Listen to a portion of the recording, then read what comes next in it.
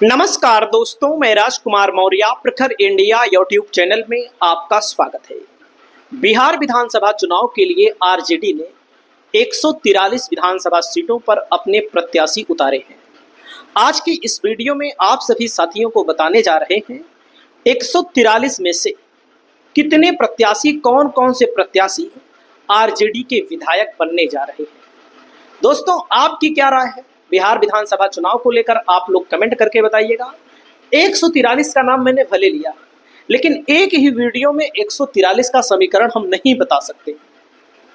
इसके लिए अलग अलग हमारी वीडियो आ रही है और सभी वीडियो को आप लोग देखिए और जानकारी हासिल करिए कि वाकई में किस सीट पर किसका समीकरण मजबूत है। और जो मैं बता रहा हूं कोई झूठ नहीं है, कोई फरेब नहीं है। रिजल्ट आएगा तो आपको एहसास होगा कि हाँ मौर्य जी, आपने सही बताया था। जैसा कि मैं आपको बता रहा हूं दोस्तों, पहली सीट है छातापुर।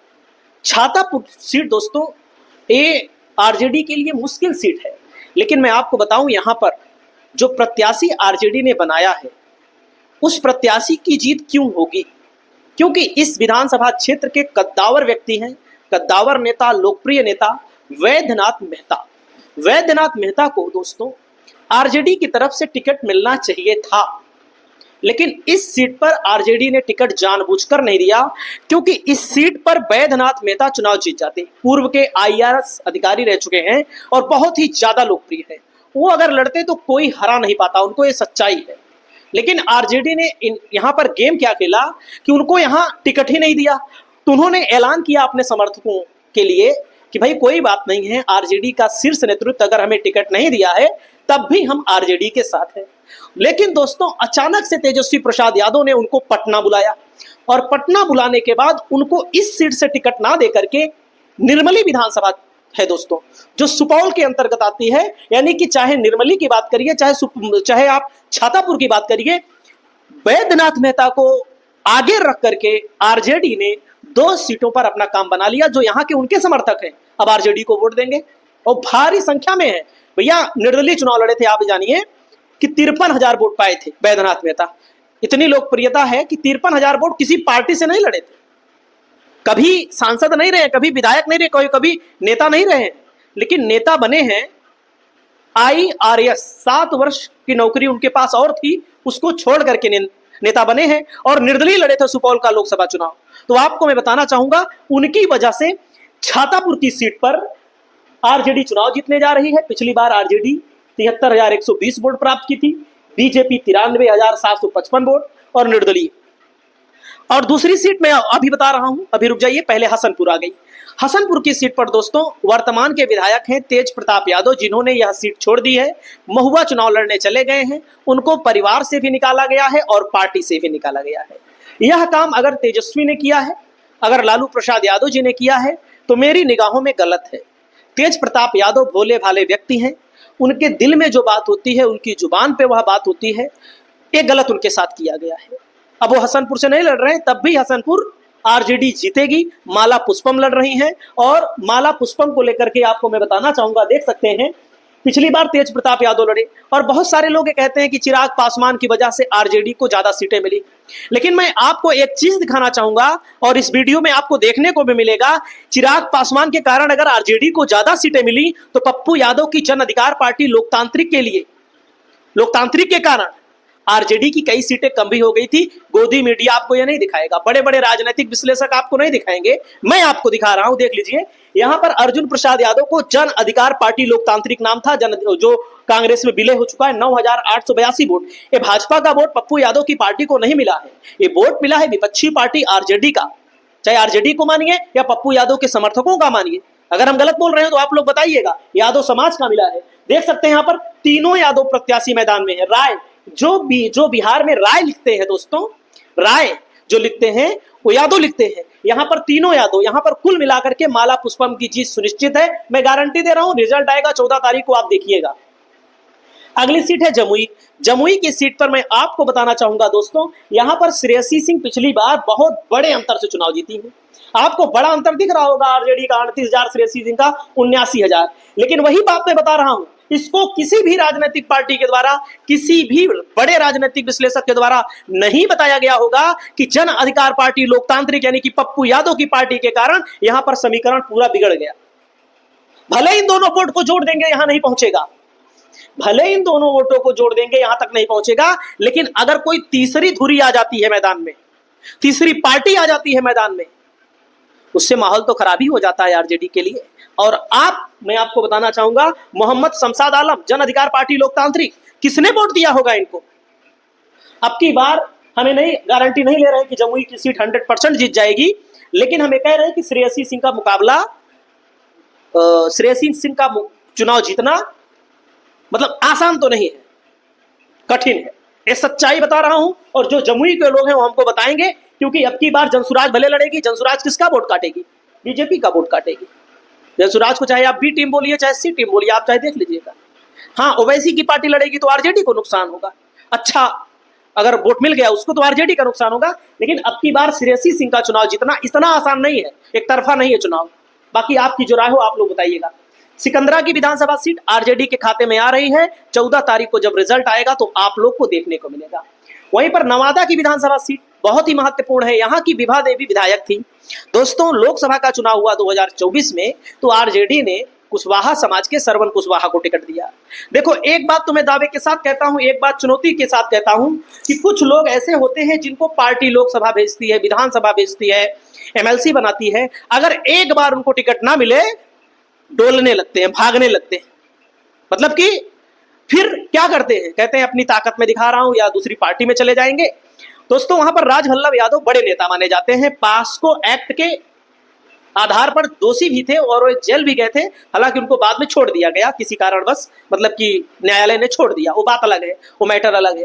विभा देवी विधायक है। अब लोकसभा के चुनाव में श्रवण कुशवाहा बड़े नेता ना बन पाए तो राजवल्लभ यादव के परिवार से विभा देवी के देवर चुनाव लड़ गए। विभा देवी के देवर चुनाव इसलिए लड़ गए कि भाई हम न जीतेंगे न जीतने देंगे। नवादा में श्रवण कुशवाहा के हारने के पीछे कारण यही था। लेकिन अब की बार क्या हुआ है, अब की बार जो पिछली बार आरजेडी, विधानसभा की बात है, मैं लोकसभा की बात अभी तक कर रहा था, विधानसभा के चुनाव में आरजेडी की तरफ से आप लोग देख सकते हैं विभा देवी जीती थी, 72,000 वोट मिला। श्रवण कुशवाहा की ताकत निर्दलीय तौर पर 76,000 थी। और यहाँ पर कौशल यादव, देखो यहाँ पर आरजेडी ने भी यादव दिया और जेडीयू ने भी यादव दिया, और यहाँ कुशवाहा की आबादी अच्छी खासी है और यहाँ के अच्छे नेता माने जाते हैं श्रवण कुशवाहा। विधानसभा आ रहे हैं, लोकसभा आ रहे हैं, एमएलसी का चुनाव आ रहे हैं। अब की बार माना जा रहा था टिकट मिलेगा, लेकिन आरजेडी ने टिकट नहीं दिया। लेकिन उन्होंने 1-2 दिन पहले कहा था कि मैं नामांकन करूंगा, लेकिन उन्होंने होशियारी कर दी, श्रवण कुशवाहा ने होशियारी कर दी, क्योंकि आरजेडी से अगर आप आरजेडी पार्टी में है बगावत करोगे तो भविष्य में किस पार्टी में जाओगे आप? नुकसान होगा। और जीतते तो नहीं, वोट पाते 30,000 पाते, 40,000 पाते, 50,000 पाते, लेकिन ना फिर आरजेडी जीतती ना फिर श्रवण कुशवाहा जीतते। तो श्रवण कुशवाहा ने कह दिया कि भाई हम तो समर्थन दे रहे हैं, कौशल यादव को टिकट मिला। ये कौशल यादव पूर्व के विधायक भी रह चुके हैं, होशियारी खेल गए। उन्होंने कहा हम नहीं लड़ेंगे चुनाव। अब क्या होगा, अब यहाँ फायदा क्या हो गया? अब यहाँ फायदा हो गया, श्रवण कुशवाहा के जितने समर्थक है वो आरजेडी को वोट देंगे। कौशल यादव जेडीयू से लड़े थे जो, अब की बार आरजेडी से लड़ रहे हैं, और अब की बार विभा देवी जेडीयू से लड़ रही हैं। यहां पर भी खेल फंस गया है विभा देवी के लिए। आरजेडी चुनाव जीत रही है क्योंकि श्रवण कुशवाहा ने कोई बगावत नहीं की, बड़ा दिल दिखाया। उन्होंने कहा सरकार बदलनी है, हम सरकार को उखाड़ फेंकने के लिए आएंगे। जाहिर सी बात है, कौशल यादव का समर्थन कर दिया उन्होंने, तो इस सीट को आरजेडी जीत रही है। बाकी रिजल्ट आएगा तो आपको देखने को मिलेगा। राघोपुर की सीट प्रशांत किशोर बहुत उछल रहे थे कि हम जीतेंगे, हम लड़ेंगे, ये कर देंगे, वो कर देंगे। अगर लड़ना नहीं था तो बोलना नहीं था। अब मीडिया उनको घसीट रही है, खिसिया जा रहे हैं। मैं भी अच्छा मानता हूं कि उनके मुद्दे अच्छे हैं, लेकिन जाहिर सी बात है लड़ना नहीं था तो बोला आपने क्यों? यहाँ इसीलिए चले गए। यहाँ पर तेजस्वी यादव को कोई हरा उरा नहीं पाएगा। दावा चाहे जो करे, चाहे बीजेपी दावा करे। पिछली बार देखो एलजेपी लड़ी थी, सतीश कुमार लड़े थे, तेजस्वी यादव यहाँ पर, तो यहाँ पर कोई मतलब ही नहीं है, कोई मतलब ही नहीं है कि आरजेडी यहाँ पर हारेगी। अगला नंबर हायाघाट की विधानसभा सीट है। हायाघाट की विधानसभा सीट पर रामचंद्र प्रसाद बीजेपी से जीते थे, भोला यादव लड़े थे। अब देख लो, जो लोग ये कहते हैं, अब आपको मैं बता रहा हूं, जो लोग ये कहते हैं कि चिराग पासवान के कारण आरजेडी को ज्यादा सीट मिल गई, जब अब्दुल सलाम खान, भोला यादव, अब इन दोनों वोटों को जोड़ोगे, भले यहां तक नहीं पहुंचेगा लेकिन बहुत बड़ा फर्क डालता है। ओवैसी बिहार की हर सीटों पर वोट नहीं पाएंगे, बड़ा वोट नहीं काटेंगे, लेकिन ओवैसी का लड़ना कहीं ना कहीं एक फर्क डालता है। अगर हम गलत कहें तो आप लोग बताइएगा। तो दोस्तों, और यहाँ पर हायाघाट की सीट आरजेडी जीत रही है, अब की फिर कह रहा हूँ, गोह की सीट पर आरजेडी अब की बार जीत रही है। पिछली बार मोहम्मद कामरान कांग्रेस से लड़े थे, दूसरे नंबर पर थे, निर्दलीय मनोरमा प्रसाद। अब की बार गोह की सीट आरजेडी जीत रही है, और नौतन की सीट पर भी आरजेडी अब की बार जीत रही है चुनाव। ये अलग आंकड़ा आ गया है। अगली सीट है हिलसा की सीट। शक्ति यादव एक तरफा चुनाव जीत रहे हैं। शक्ति यादव एक तरफा चुनाव जीत रहे हैं, कोई दिक्कतें नहीं इनको। मनेर में भाई वीरेंद्र एक तरफा चुनाव है यहाँ पर। अगला है शिवहर की सीट पर, जो लोग कहते हैं चेतन आनंद पिछली बार जीते, 73,000 वोट मिला। जेडीयू ने सरफुद्दीन को मैदान में उतारा। असल बात ना, यहाँ मुस्लिम आबादी बहुत ज्यादा है। अब की बार दोनों पार्टियों की तरफ से, ना तो जेडीयू की तरफ से मुस्लिम है, यानी कि ना तो एनडीए की तरफ से, ना महागठबंधन की तरफ से। तो शिवहर की सीट पर मैं आपको बताना चाहूंगा, एलजेपी लड़ी थी, तभी आरजेडी जीत गई थी यहाँ पर। लेकिन अब की बार चेतन आनंद छोड़कर भाग गए। क्यों भाग गए? कि उनको पता था कि अब की बार हम हार जाएंगे, क्योंकि लोकसभा का रिजल्ट आप उठा के देखिए, लोकसभा में उनकी माता जी लड़ी थी शिवहर में। शिवहर विधानसभा बहुत कमजोर थी। बेलसंड की विधानसभा सीट है। बेलसंड की विधानसभा सीट पर आरजेडी जीती थी पिछली बार, आरएलएसपी लड़ी थी। अब की बार बेलसंड में भी आरजेडी फिर एक बार जीत रही है। मैं बता रहा हूं आपको, देखिएगा जेडीयू का वोट कितना कम था। भले आरएलएसपी भले बीजेपी के साथ है, लेकिन विपक्षी वोट है। विपक्षी वोट विपक्ष के साथ ही जाएगा। चकाई की सीट है दोस्तों। चकाई की सीट पर सावित्री देवी पिछली बार आरजेडी से लड़ी थी, 44,000 वोट मिला था। सुमित सिंह निर्दलीय लड़े थे, और जेडीयू यहाँ पर तीसरे नंबर पर थी। अब की बार सुमित सिंह को जेडीयू ने लड़ा दिया है। चकाई की सीट पर भी आरजेडी जीतेगी। 14 तारीख को मैं आपसे मिलूंगा और आपको बताऊंगा। तारापुर की सीट, जहां पर सम्राट चौधरी लड़ रहे हैं, और जो लोग दावा कर रहे हैं कि कोई नहीं हरा पाएगा, चुनाव होने दीजिए, देखिएगा कैसे हारते हैं उप मुख्यमंत्री। दिव्य प्रकाश पिछली बार आरजेडी से लड़ी थी, एलजेपी से मीना लड़ी। अब आप सोचिएगा, और मेवालाल चौधरी जेडीयू से लड़े और ये चुनाव जीत गए, लेकिन बहुत कम अंतर से तब भी जीते थे। तारापुर की सीट पर आरजेडी ने जो कैंडिडेट दिया है वो बनिया समाज का दिया है, कुशवाहा बनिया। याद रखिएगा हमारी बात को। कुशवाहा जो है भाई, वो सम्राट चौधरी को मुख्यमंत्री बनाने के लिए वोट देंगे यहाँ पर। और बाकी जो नौजवान है, जो लोग परेशान है, जो लोगों को पता है बीजेपी कुछ कर नहीं रही है, नीतीश कुमार नहीं कर रहे हैं, वो लोग वोट नहीं देंगे। तो अब की बार दिव्या प्रकाश को न लड़ाकर अब की बार शाह को लड़ा दिया गया है, बनिया प्रत्याशी उतार दिया गया है। और सबसे ज्यादा प्रशांत किशोर खतरा है। प्रशांत किशोर सवर्णों का वोट ले लेंगे, बचेगा क्या? आप सबको पता है, उसमें कुछ ज्यादा बताना नहीं है। कटोरिया की सीट है। स्वीटी सीमा हेब्रम को आरजेडी ने लड़ाया है, बहुत कम वोटों के अंतर से जीती थी। और पिछली बार जेएमएम लड़ी थी, जेएमएम का वोट अगर आप इसमें जोड़ देंगे तब भी वहां तक नहीं पहुंचेगा, लेकिन जोड़ने से नहीं मतलब है। ये सीट ऐसी है जो एक बार जीतता है दोबारा हार जाता है।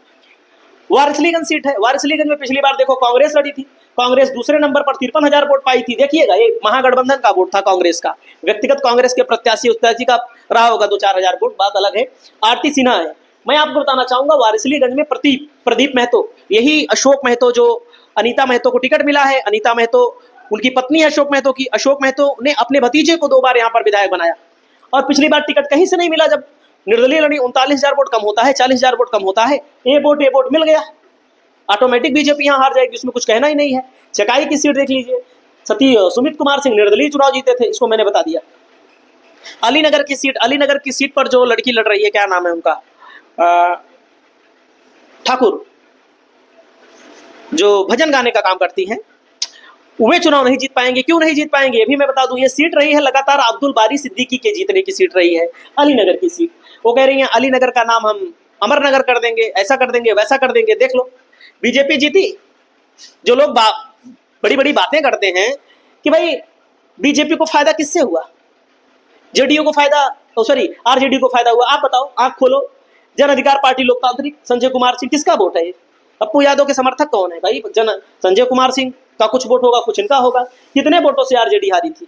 विनोद मिश्रा को फिर लड़ा दिया गया, यहाँ के जमीनी नेता है, चुनाव जीत रहे। इसके पहले अब्दुल बारी सिद्दीकी यहाँ पर चुनाव जीतते रहे, देख लीजिए। इसके पहले 2015 में भी अब्दुल बारी सिद्दीकी यहाँ पर चुनाव जीतते रहे।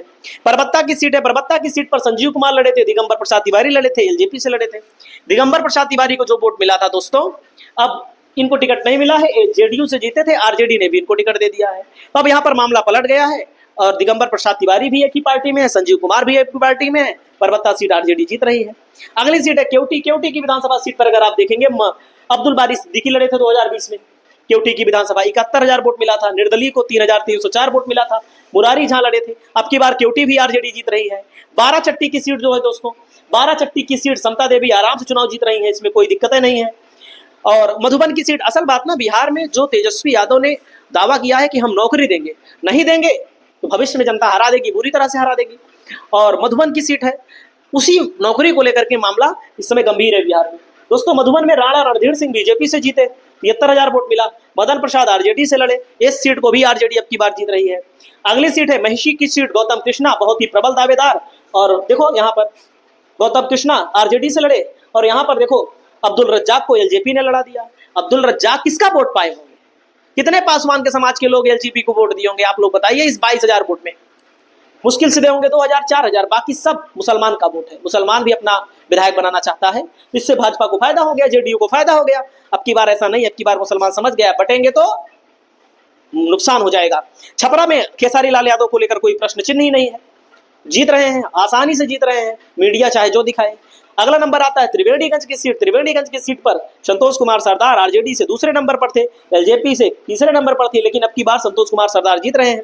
हाजीपुर में देव कुमार चौरसिया आराम से चुनाव जीत रहे हैं, 82,000 वोट पिछली बार पाए थे, जनता ने जिताने के लिए वोट दिया था। अब की बार भाजपा और जेडीयू से लोग पागल हो चुके हैं। रानीगंज में अविनाश मंगलम आराम से चुनाव जीत रहे हैं, 79,000 वोट पाए थे। रानीगंज में अविनाश मंगलम चुनाव जीत रहे हैं। केवटी की सीट मैंने आपको बता दी। बाकी आरजेडी और कौन कौन सी सीटों पर जीतेगी आने वीडियो में बताऊंगा, अच्छे से बताऊंगा। और कांग्रेस कौन कौन सी सीटों पर जीतेगी, महागठबंधन कौन कौन सी सीटों पर जीतेगा, ये सब बताएंगे। आपकी क्या राय है, आप अपनी राय बताएं। नमस्कार।